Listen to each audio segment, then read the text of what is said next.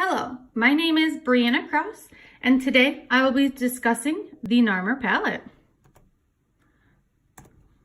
So what is the Narmer palette? Well, it's an ancient Egyptian palette that would have been used for ceremonial purposes. It dates from 3200 to 3000 BCE. It is about 2 feet tall and made of slit stone. This was discovered in 1898 by James Quibell and Frederick Green within the temple of Hierakonpolis. This would be used for ceremonial purposes because it has God sculpted into it, which is believed to increase your connection to the deity if it is buried with you. It is one of the few palettes discovered in a controlled excavation. While this is an old palette, the characteristics on the palette remain conventional to Egypt today. Other names that this palette would have went by. This would go by the Great Hierakonpolis palette due to where it was found. You have the palette of Narmer, which is the most common name because it depicts the story of Narmer, who wanted to spread it throughout the kingdom. It could also be called Narmer's victory palette, as it shows Narmer's victory over his foes. So who is King Narmer and why is he important? Well, he is also known as Pharaoh Narmer, who resigned under the early diagnostic period from 3100 to 3050 BC. He is credited with unifying Upper and Lower Egypt. He also developed a trade within other countries, and he founded the capital of Memphis. He is also commonly referred to as Menes, and Menes means he who endures. The story behind the palette. The story behind the palette is argued between many historical scholars today, but there are some basics that are agreed upon. This palette depicts the story of King Narmer unifying both Upper and Lower Egypt under his rule. This shows he is conquering his enemies, which are most likely from Lower Egypt. There are gods engraved into each side, which shows that they approve of the unification and that King Narmer is the one ruler for both kingdoms. This can also show the military victories over Lower Egypt because they were combined. Because when they were combined, Narmer used military force to overpower Lower Egypt.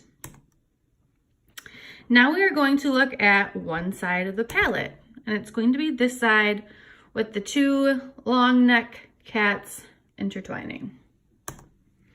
The first side is the most useful side, and we will get to the top of it. The side on the top has two bulls on each side, and these bulls, or cows, just however you want to see them, are the goddess Hathor, looking over Narmer. In the middle is Narmer's name written in Egyptian symbols. Under the scene is the most horrific one. This is where first we have the sandal bearer who is holding Narmer's sandals. And then following him, we have King Narmer, and he is wearing the crown of Lower Egypt. His outfit that he is wearing is a commonly known costume for Lower Egyptians, and it is bull tail and kilt. He could be wearing this to show how we got into Lower Egypt, as kings and pharaohs were hardly seen by the public. So in order to trick Lower Egypt, he's wearing their common clothes in order to get into their kingdom. In front of him would be a priest, which is the taller one. And then you have 4 divine standards. And they are leading him to his fallen foes. All of his foes are decapitated, and they are leading him to inspect the dead to make sure that they are all dead and decapitated correctly. And then above them, there is a boat. And the boat could be to put the foes into, and they were loaded into the boat and sent into the afterlife. Now we'll go to the scene under King Narmer. And this scene is two long-necked cats, or separds, a mythical animal. This would signify the joining of both Upper and Lower Egypt.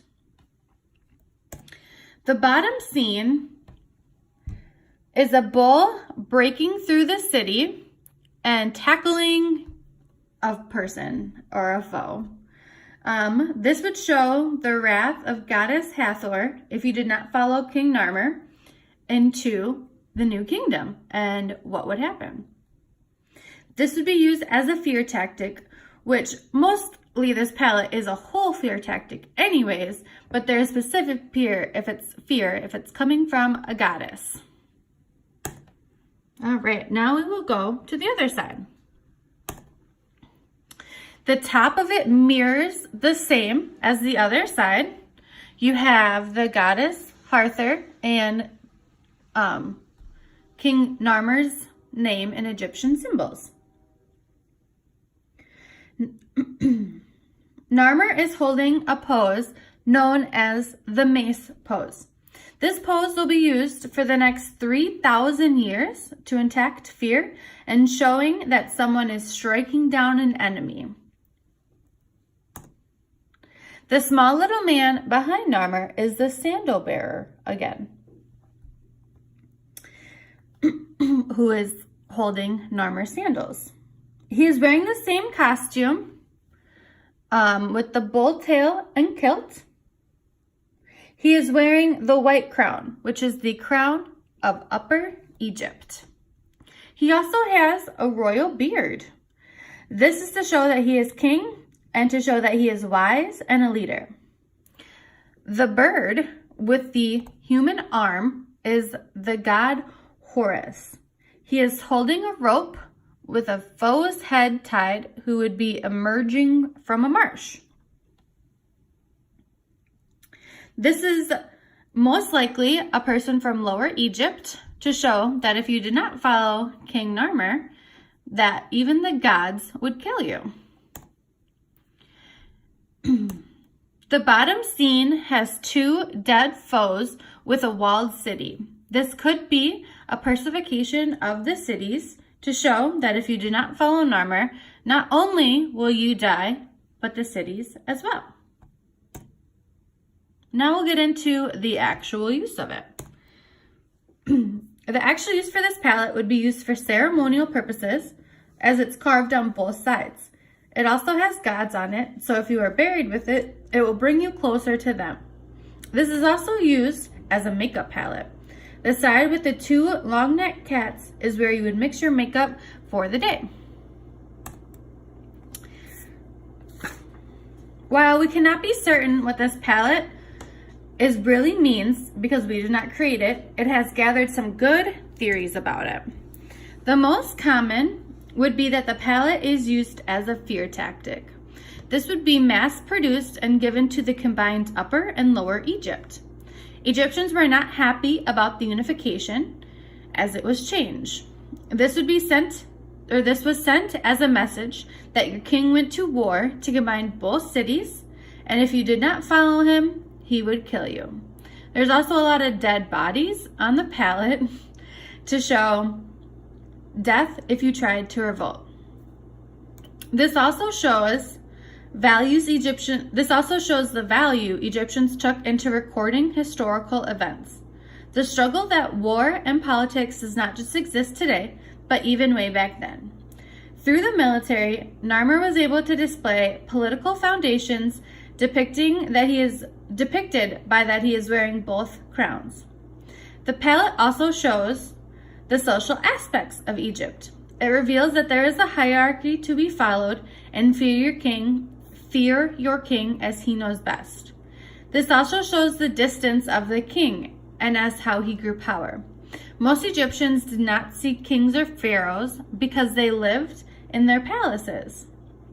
They would have created art or have somebody created art of them, but it would not really be a true portrait of what they looked like. So nobody really knew what kings or pharaohs really looked like. In the palette, Narmer is wearing common clothes of Lower Egypt. This could be how he tricked Lower Egypt into getting into the city, as no one really knew what he looked like. If he is wearing Lower Egypt clothes, he would have been able to get access to the city. The last one is about the sandal bearer. He is wearing a red crown of Lower Egypt. In his left hand, he is holding a mace, and in his other hand, he holds flails, showing his royalty. He is preceded by a female figure called Tijet. He is shown in the tablet holding Narmer's sandals as well.